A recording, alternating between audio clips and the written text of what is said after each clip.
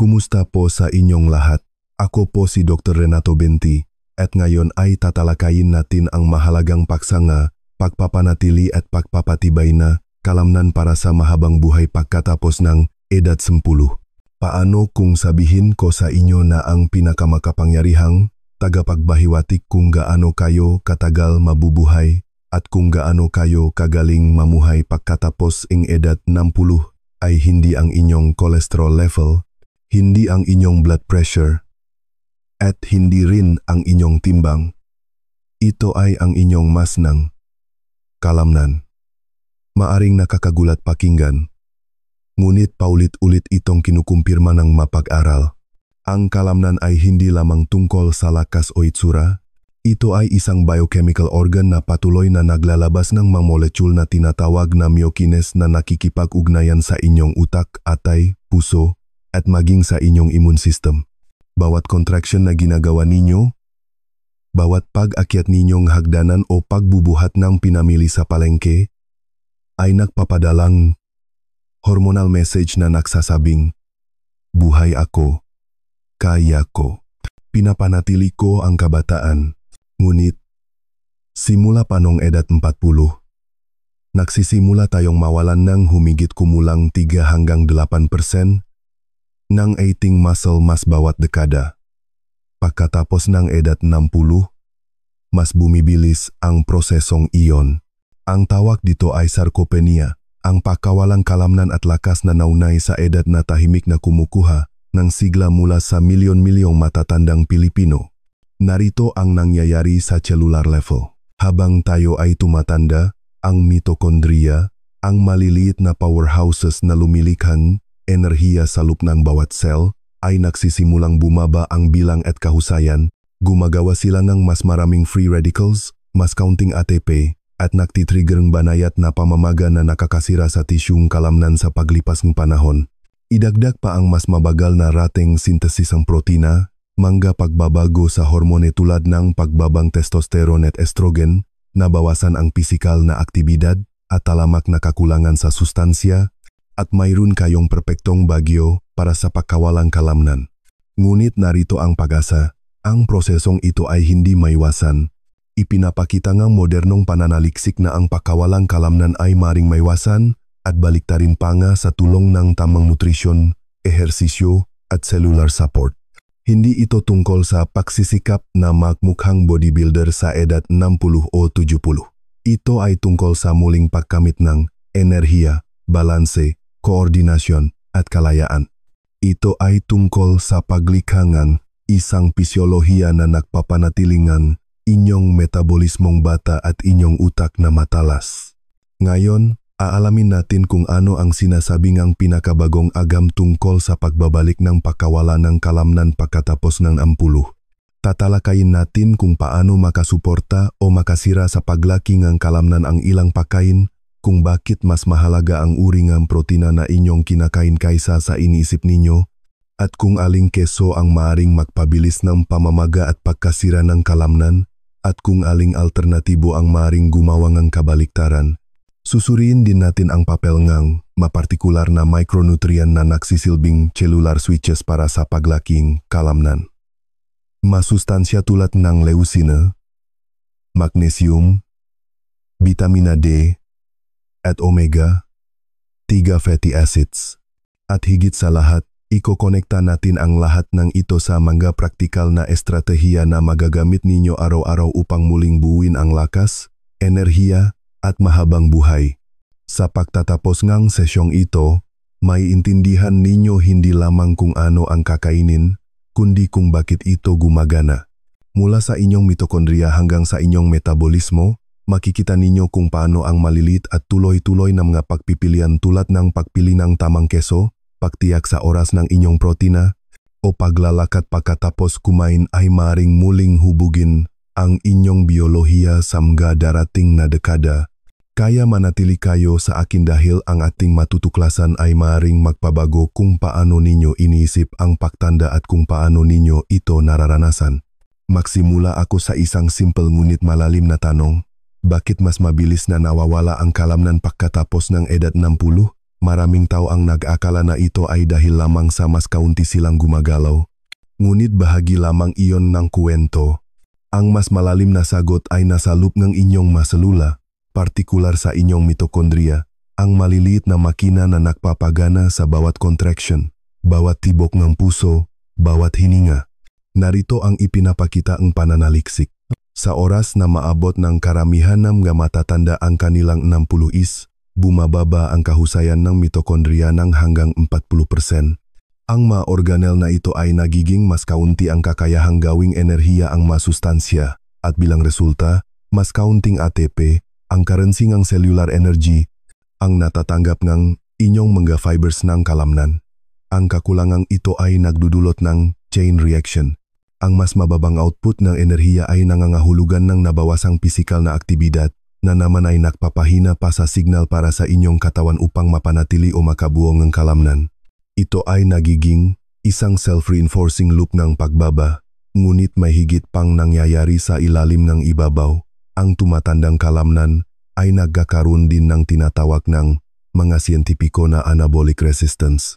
Sa mga mas bata, ang isang katamtamang surfing ng protina ay mabilis na nagtitrigger ng sintesis ng protina ng kalamnan.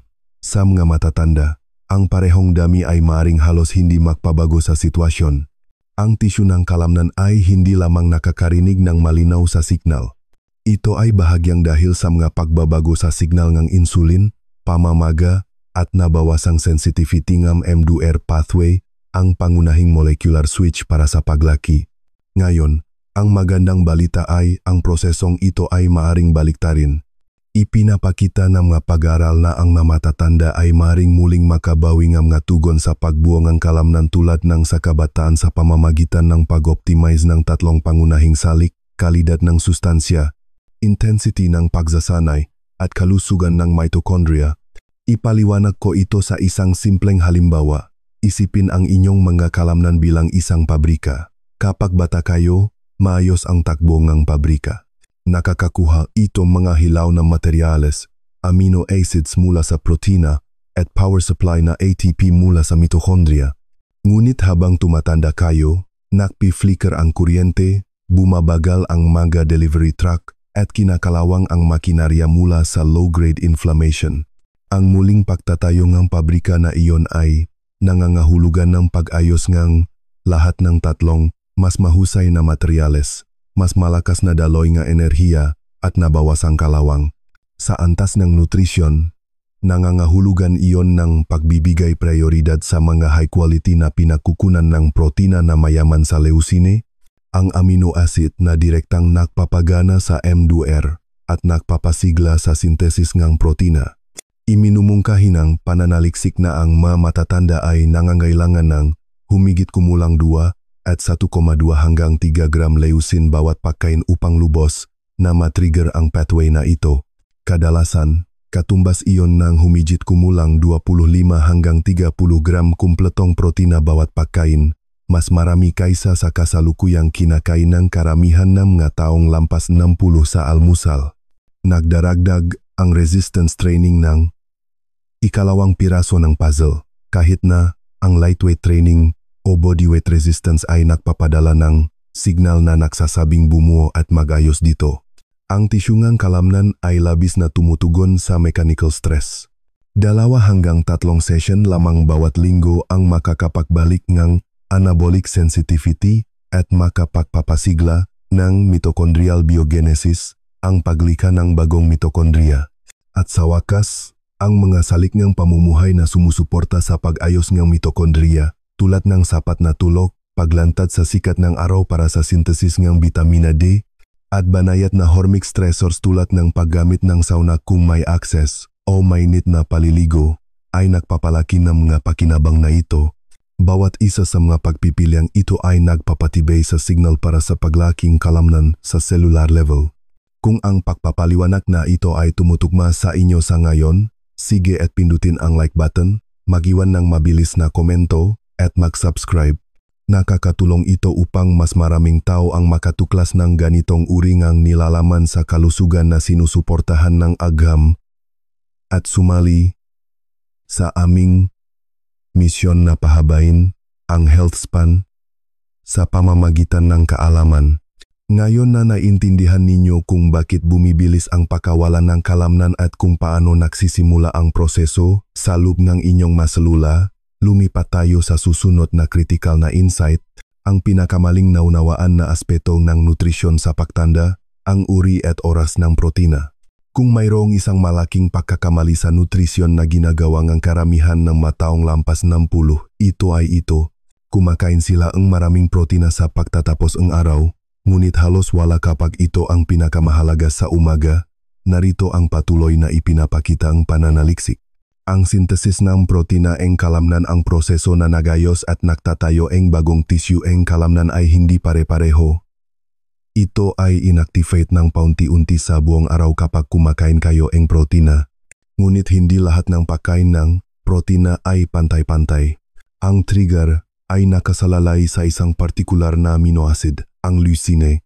Ang leucine ay tulad ng ignition key para sa inyong makina ng kalamnan. Kapag pumasok ito sa inyong bloodstream at umabot sa inyong muscle cell, pinapagana nito ang isang molecular switch na tinatawag na mTOR-TORC1.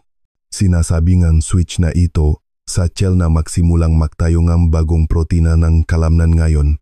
Ngunit upang lubos na ma-activate ang pathway na ito, kailangan ninyo ng sapat na dami humigit kumulang 1,2 hanggang 3 gram leucine sa isang pagkain. Ito ay tumutukma sa humigit kumulang 25 hanggang 30 gram high-quality na protina mula sa pinakmulan ng hayop o halaman na kumpleto. Ngayon, narito ang problema. Karamihan sa mga matatandang Pilipino ay kumakain na maliit na almusal na mababa sa protina, marahil isang piraso ng pandesal, kaunting prutas, o isang tasa ng kape. Ang pagkain na iyon ay naglalaman ng napakakaunting leucine na nangangahulugang hindi kailanman nagon ang signal ng pagbuo ng kalamnan. Pagkatapos ay kumakain silang katamtamang tanghalian at isang hapunan na mayaman sa protina, na huli na sa araw upang mabawi ang pagkasira ng kalamnan na naganap na. Ipaliwanag ko ito sa isang simpleng analohiya. Isipin ang inyong mga kalamnan bilang isang construction site. Mayroon kayong mga manggagawa, ang inyong mga muscle cell na handang magtayo. Ngunit kung minsan lamang kayo maghatid ng mga materyales sa gabi, ang site ay nakaupo lamang maghapon. Sa pamamagitan ng pamamahagi ng sapat na protina sa buong araw, lalo na simula sa umaga, binibigyan ninyo ang inyong katawan ng maraming pagkakataon upang ayusin at palaguin ang tissue. Kinukumpirma ng ilang pag-aaral ang epektong ito. Halimbawa, ipinapakita nga pananaliksik sa mga matatanda na ang pantay na pamamahagi nga paggamit ng protina humigit kumulang 30 gramo sa almusal, 30 gramo sa tanghalian, at 30 gramo sa hapunan ay humahantong sa mas malaking sintesis ng kalamnan kaysa sa paglalagay ng lahat na ito sa gabi. Hindi lamang ang kabuang protina ang mahalaga. Ito ay ang pattern. Ang pinakamahusay na pinakmulan ng protina para sa pagpapalaki ng leucine ay kinabibilangan ng maitlog, isda, manok, baka, whey protein, at ilang kombinasyon na nakabase sa halaman tulad ng soy OP at rice blends. Para sa mga nahihirapan sa gana sa pagkain sa umaga, ang isang maliit na smoothie na gawa sa whey o plant protein isolate, isang dakot ng prutas tulad ng saging o mangga, at isang kutsara ng nut butter ay maaaring maging epektibong panimula. At narito ang isang mahalagang punto na dapat tandaan, ang mas matandang kalamnan ay nagiging mas hindi sensitibo sa anabolic signal mula sa protina. Nangangahulugan ito na kailangan ninyong bahagyang mas mataas na dosis bawat pagkain upang maabot ang parehong epekto tulad nung mas bata kayo. Isipin ito bilang pangangailangan na magsalita ng mas malakas para marinig ng inyong mga kalamnan ang mensahe. Kung nagugustuhan ninyo ang pagpapaliwanag na ito, isaalang-alang ang pag-subscribe. Nagpo-post ako ng lingguhang malalalim na pagsusuri sa agham ng mahabang buhay. Mula sa nutrisyon at ehersisyo hanggang sa pag-ayos ng mitokondriya at cognitive resilience, lahat ay idinisenyo upang matulungan kayo na pahabain ang inyong health span ng may kalinawan at kumpiyansa. Susunod, tatalakayin natin ang isang nakakagulat na bitag sa pagkain na maaring sumisira sa inyong pagunlad. Isang partikular na uri ng keso na tahimik na nagtataguyod ng pamamaga at pagkawalan ng kalamnan at ang mas mahusay na alternatibo na sumusuporta sa pag-ayos ng kalamnan sa cellular level. Pagdating sa pagbuo o pagpapanatili ng kalamnan pagkatapos ng edad 60, kritikal ang kalidad ng protina. Ngunit ang nakakalimutan ng maraming tao ay hindi lahat ng pinakukunan ng protina ay pantay na sumusuporta sa inyong kalusugan ng selula. Magsimula ako sa isang karaniwang sitwasyon. Sinusubukan ninyong dagdagan ang inyong paggamit ng protina. Kaya nagdadagdag kayo ng mas maraming keso sa inyong mapakain. Marahil ilang hiwa sa itlog, ilang natunaw sa gulay, o isang dakot kasama ng hapunan. Kung tutusin, mataas ito sa protina at calcium. Tama, mukhang lohikal iyon, ngunit dito nakakaroon ng nakakagulat na pagbabago ang kwento. Ang ilang uring keso, partikular ang highly processed, aged, o high sodium na keso, ay maaaring magambag sa low-grade inflammation at metabolic stress na nagpapabilis ng pagkasirang kalamnan sa paglipas ng panahon. Narito ang nangyayari sa cellular level. Maraming processed cheeses, kabilang ang makaraniwang varieties tulad ng easy melt cheese slices, processed cheddar, at ilang aged hard cheeses, ay naglalaman ng mataas na antas ng advanced glycation end products o AGEs. Ang mga compound na ito ay nabubuo kapag ang mga protina at taba ay nagre-react sa mga asukal sa panahon ng high heat processing o aging. Kapag kumain kayo ng pagkaing mayaman sa agas, maaari silang maipon sa inyong mga tissue at mag-activate ng mga receptor na kilala bilang RAGE, Receptors for Advanced Glycation End Products. Ang pag-activate ng mga receptor na ito ay nagtataguyod ng oxidative stress at pamamaga sa loob ng muscle cells. Ang pamamaga na iyon ay nakakasagabal sa insulin signaling at synthesis ng protina. Sa paglipas ng panahon, maaari nitong palalain ang anabolic resistance at pabilisin ang sarcopenia. Ang isa pang problema ay ang ratio N sodium sa calcium. Maraming industrial cheeses ay puno ng sodium at mga additive na nagpapataas ng water retention, blood pressure, at endothelial stress. Nawala sa mga ito ang sumusuporta sa pagbawing ng kalamnan o function ng mitochondria. Sa kaibahan, ang calcium at bioactive peptides sa natural, minimally processed cheeses ay may anti-inflammatory at metabolic benefits. Kaya, aling keso ang dapat ninyong iwasan at aling isa ang dapat ninyong piliin?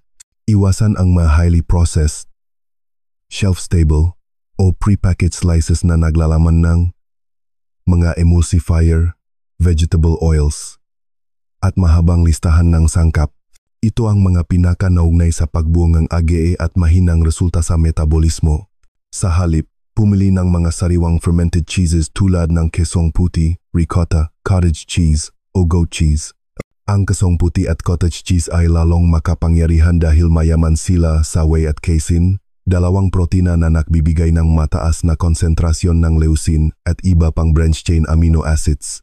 Nagdi-digest sila sa iba't ibang rate, nagbibigay ng agarang at tuloy-tuloy na supply ng amino acids para sa pag-ayos ng kalamnan. Ang goat cheese, sa kabilang banda, ay nag-aalok ng isang natatanging benepisyo para sa mga taong may banayat na dairy sensitivities. Ang istruktura ng protina at taba nito ay mas madaling digest at naglalaman ito ng makapakipakinabang na short-chain fatty acids na sumusuporta sa kalusugan ng bituka, isang kritikal, madalas na nakakalimutang bahagi ng metabolismo ng kalamnan. Sa katunayan, ipinakita ng ilang pag-aral sa mga tumatandang Pilipino na ang pagkonsumo ng cottage cheese bago matulog ay maaaring magpasigla ng overnight muscle protein synthesis, lalo na kapag ipinares sa isang maliit na serving ng prutas para sa suporta sa insulin. Ito ay isang madali, mura, at batay sa ebidensya na estratehiya upang makatulong na mapanatili ang lian mas habang kayo ay natutulog.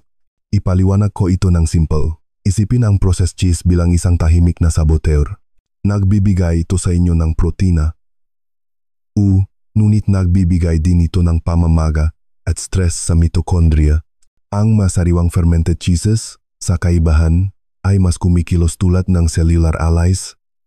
Nagbibigay sustansya sa inyong makalamnan, nagpapatatag ng blood sugar, at nagpapakain sa mga kapaki-pakinabang na good microbes. Bago tayo magpatuloy, isang mabilis na paalala. Kung nagugustuhan ninyo ito, pindutin ang like button, mag-like, mag-comment, at mag-subscribe.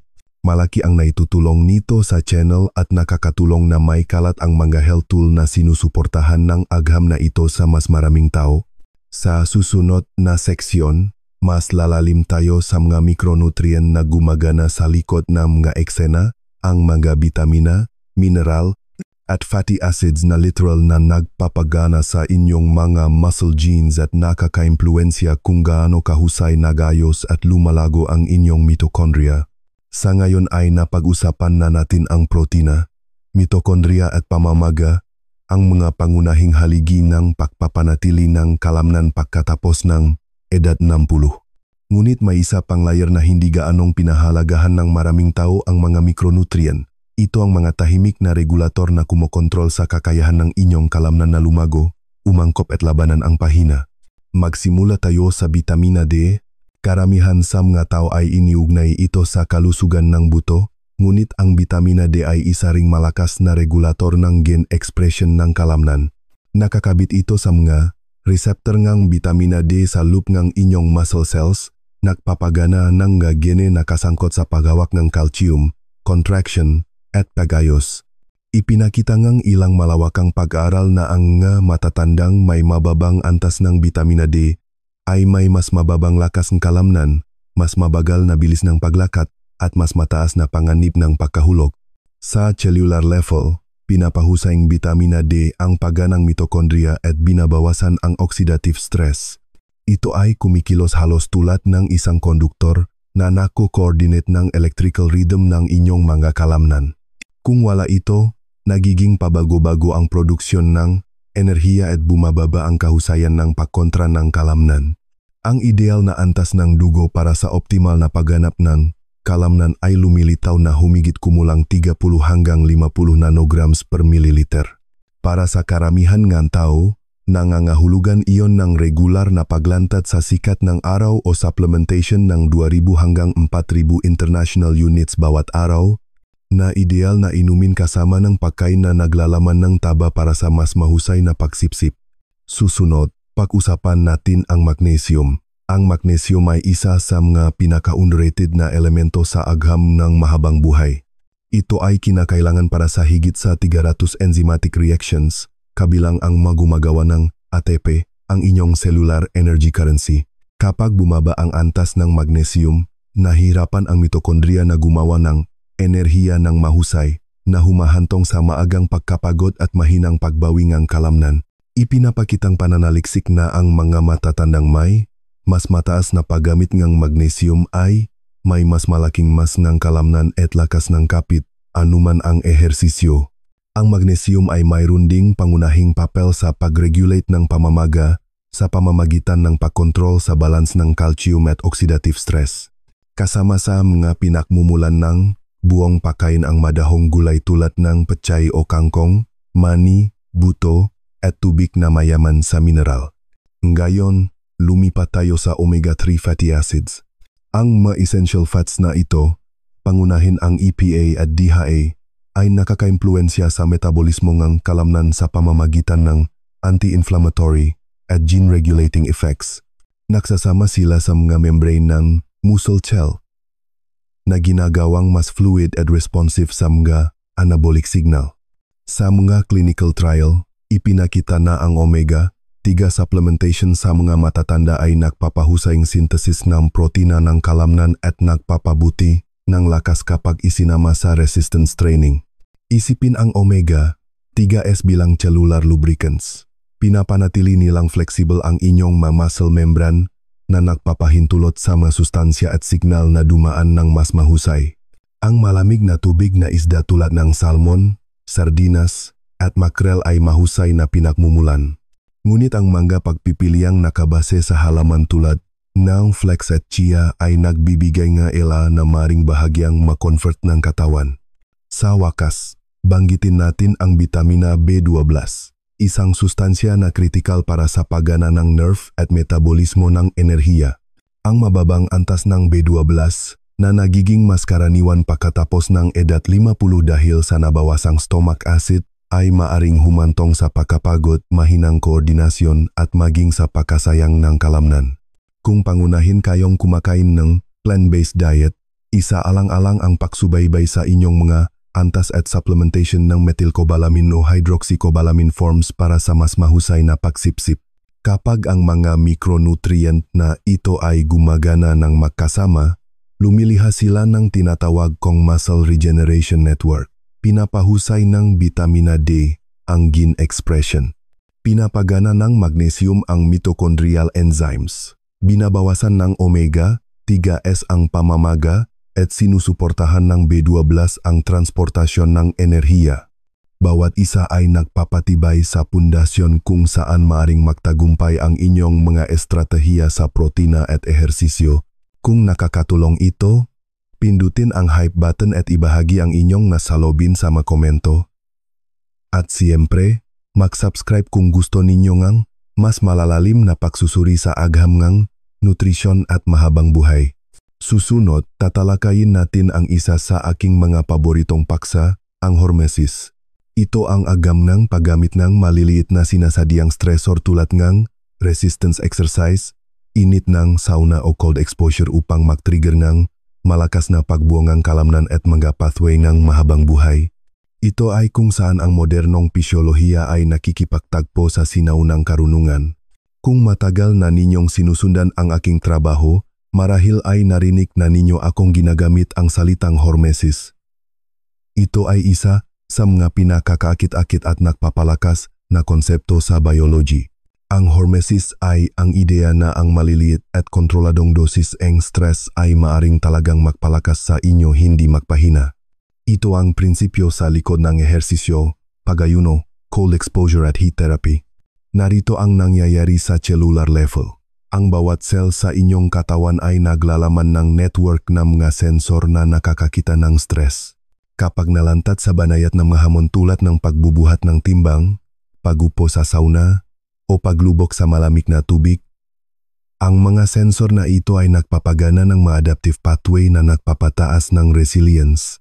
Ang resulta ay mas malakas na mitochondria, mas mahusay na synthesis ng protina, at pinabuting antioxidant defenses. Magsimula tayo sa resistance training, ang pinakadirektang anyo ng hormesis para sa tisyu ng kalamnan. Kapag hinamon ninyo ang inyong mga kalamnan laban sa resistance, maging sa pamamagitan ng timbang, bands, o body weight, lumiliha kayo ng microscopic tears sa mga fibers ng kalamnan. Ang maliliit na pinsala na ito ay nagbibigay signal sa inyong katawan upang ayusin at muling itayo ang mga fibers na ginagawang mas makapal at mas malakas ang mga ito. Ang proseso ay nagpapagana din ng mitochondrial biogenesis. Ibig sabihin ang inyong mga selula ay talagang lumilikha ng bagong mitokondria upang matugunan ang tumaas na pangangailangan sa enerhiya. Ang susi ay ang progressive overload, unti-unting pagtaas ng intensity sa paglipas ng panahon. Para sa mga taong lampas ng 10, hindi ito nangangahulugang mabigat na pagbubuhat. Kahit ang paggamit ng resistance bands, light dumbbells, o paggawa ng control squats at push-ups ay maaring maging transformative kapag ginawa ng tuloy-tuloy.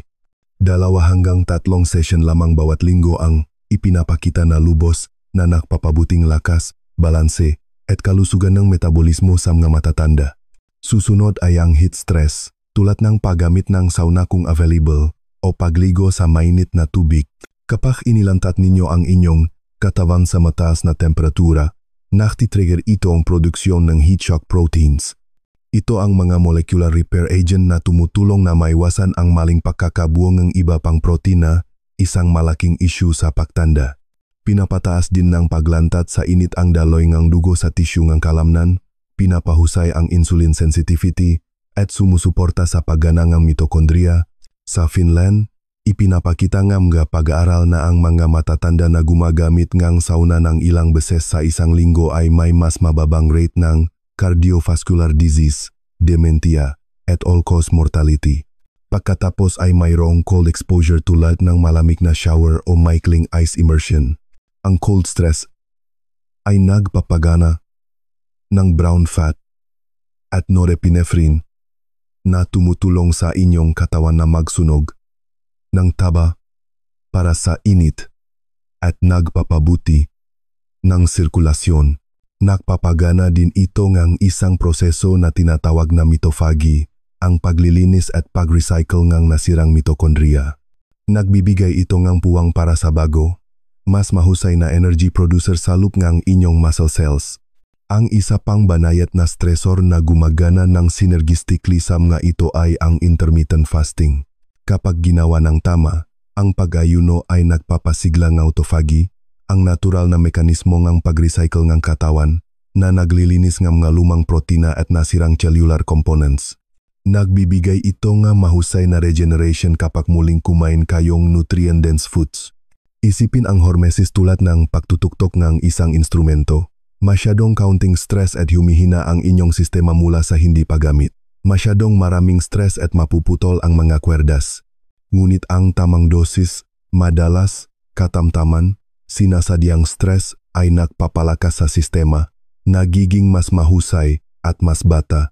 Sa praktikal na termino, maaring mangahulugan iyon ng paglalakad sa umaga sa sikat ng araw upang itakda ang inyong circadian rhythm, paggawa ng light resistance training 3 beses bawat linggo, pagtangkilik ng sauna session o mainit na paliligo 2 beses lingguhan. At pagtapos, ang inyong shower na may 30 segundo ngang malamig na tubig. Wala sa mga ito ang sukdulan, ngunit makasama sila ay nagpapadala ng isang malakas na mensahe sa inyong katawan, manatiling bata, manatiling malakas, manatiling madaling umangkop. Bago tayo magpatuloy sa ating huling synthesis, ipaalala ko sa inyo kung ang mensaheng ito ay tumutugma, suportahan ang channel sa pamamagitan ng pag-like, pag-comment at pag-subscribe. Bawat interaksyon ay nakakatulong na may kalat ang kapanipaniwalang impormasyon na sinusuportahan ng agham na nagbibigay kapangyarihan sa mga tao na kontrolin ang kanilang health span. Susunod, pagsasama-samahin natin ang lahat ng bagay, ang nutrisyon, ang nga mikronutrient, at ang hormetic lifestyle sa isang malinaw, magagawa na pang-araw-araw na estratehiya upang matulungan kayo na baliktarin ang pagkawalang kalamnan at muling buuin ang lakas sa anumang edad. Ngayon na nasuri na natin ang agam, ang mekanismo at ang individual na estratehiya, pagsama-samahin natin ang lahat sa isang malinaw na pang-araw-araw na blueprint. Dito nagiging aksyon ang kaalaman dahil ang pag-unawa sa biology ay makapangyarihan lamang kung binabago nito kung paano kayo nabubuhay. Ang unang haligi ang inyong pang-araw-araw na estratehiya ay ang oras at composition ng nutrition. Simulan ang inyong umaga sa isang almusal na mayaman sa protina na nagbibigay ng hindi bababa sa 25 hanggang 30 gram kumpletong protina. Dapat itong magsama ng humigit kumulang 2 at 1,2 hanggang 3 gramo ng leucine upang matrigger ang mTOR pathway at i-activate ang muscle protein synthesis. Ang isang mahusay na opsyon ay maring isang smoothie na gawa sa whey o pea protein, almond butter, spinach, at saging o manga, o isang mangkok ng cottage cheese na may mani at flaxseed. Sa tanghalian, layunin ang isa pang 25 hanggang 30 gram protina mula sa mga pinakmulan tulad ng isda, manok, munggo, o itlog na ipinare sa makulay na gulay at healthy fats. Ipamahagi ang inyong protina ng pantay-pantay sa buong pagkain upang mapanatili ang tuloy-tuloy na signal para sa pag-ayos sa buong araw. Ang hapunan ay maaaring maging isang mas magaan ngunit kumpletong pinakmulan ng protina. Marahil ay sariwang isda tulad ng bangus o tilapia, o nilagang munggo na may madahong gulay at olive oil para sa pagsipsip ng fat-soluble nutrients. Tandaan, ang balansa ay susi. Iwasan ang mga processed cheeses o mataas na AGE foods na nagtataguyod ng pamamaga. Pumili ng masariwang fermented dairy tulad ng kesong puti, ricotta, o goat cheese kung gusto ninyong magsama ng keso. Ang ikalawang haligi ay ang pag-optimizen micronutrient. Tiyakin ang sapat na vitamina D, magnesium, omega-3 fatty acids at vitamina B12. Ang masustansya na ito ay gumagana ng makasama upang mapanatili ang inyong mitokondriya na gumagana, ang inyong manerbiyos na gumagana ng maayos, at ang inyong mga muscle cell na may kakayahang lumago. Isaalang-alang ang panapanahong pagsusuringang dugo upang gabayan ang supplementation dahil nag-iba ang individual na pangangailangan. Ang ikatlong haligi ay ang paggalaw at resistance. Makilahok sa ilang anyong resistance training ng hindi bababa sa 2 hanggang 3 beses bawat linggo. Maaring nangangahulugan ito ngang pagbubuhat ng magaan na timbang, paggawa ng mabagal at kontroladong bodyweight exercises tulad ng squats o push-ups sa dingding, o paggamit ng resistance bands. Tumutok sa mga functional movements, squats, pushes, pulls, at core work na direktang nagreresulta sa pang-araw-araw na lakas. Kahit ang mabilis na paglalakad o pag-akyat ng hakdan ay maaring magpalakas ng maepekto sa pamamagitan ng pagpapabuti ng daloy ng dugo at paghahatid ng oksigen sa inyong mga kalamnan. Ang ikaapat na haligi ay ang pagbawi at balanseng hormesis. Suportahan ang inyong cellular repair sa regular na paggamit na sauna kung available o mainit na paliligo, kalidad ng tulog at banayat na cold exposure. Layunin ang 7 hanggang 8 oras ng tuloy-tuloy at nakakapagabago na tulog bawat gabi. Ang oras na ito ay kapag ang growth hormone at testosterone peaks ay tumutulong sa tissue ng kalamnan na lumago. Pagkatapos ng ma-workout, ang isang maikling sauna session ay maaaring magpahusay ng sirkulasyon at magpasigla ng heat shock proteins na nagpoprotekta sa inyong mga kalamnan. Ang ikalimang haligi ay ang pagiging tuloy-tuloy. Ito ang isa na nagpapanatili sa lahat ng iba pa. Ang pagbawing kalamnan at metabolic repair ay hindi nangyayari sa magdamag, ngunit ang maliliit at tuloy-tuloy na aksyon na inilapat araw-araw ay bumubuo ng napakalaking pagbabago sa paglipas ng panahon. Isipin ang bawat nutrient-dense na pagkain, bawat paglalakad, bawat set ng resistance training bilang isang deposito sa inyong biological savings account. Kung isasama ninyo ang maestratehiya na ito, lumilikha kayong isang cellular environment na pinapaboran ang pag-ayos kaysa sa pagkasira, lakas kaysa sa kahinaan, at sigla kaysa sa pagina. Hindi lamang ninyo mapapabagal ang pagtanda, muling huhubugin ninyo kung paano ninyo ito nararanasan. At tandaan, ang layunin ay hindi perpekto. Ito ay pagunlad. Kahit ang pagdaragdag na isa o dalawa sa mga estratehiya na ito ngayong linggo ay magdulot na kapansin-pansing pagbabago sa inyong enerhiya, balanse at lakas, pagkatapos ay magdagdag isa pang maliit na gawi sa susunod na linggo. Ang momentum ay nabubuo sa pamamagitan ng maliliit na tagumpay, at ang mga tagumpay na iyon ay bumubuo sa pagbabago.